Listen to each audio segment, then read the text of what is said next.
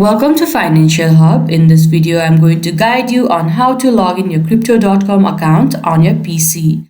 If you want the application on your phone, then you can simply scan this QR and get the application on your phone. But in this video, we are about to log in from our PC. So firstly, make sure you open one preferred web browser. Here I am opening Google Chrome.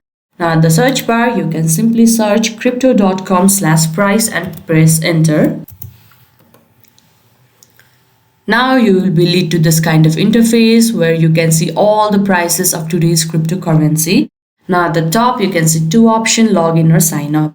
If you don't have your account, then make sure to click on sign up and register for your account. But if you already have your account, then simply click on login. Now you will be led to this kind of interface. All you need to do is enter your credentials. Firstly, you need to enter your email address. Likewise, your password. In case if you have forgotten your password, then you can simply click on forgot password option and they will be guiding you further to recover your password.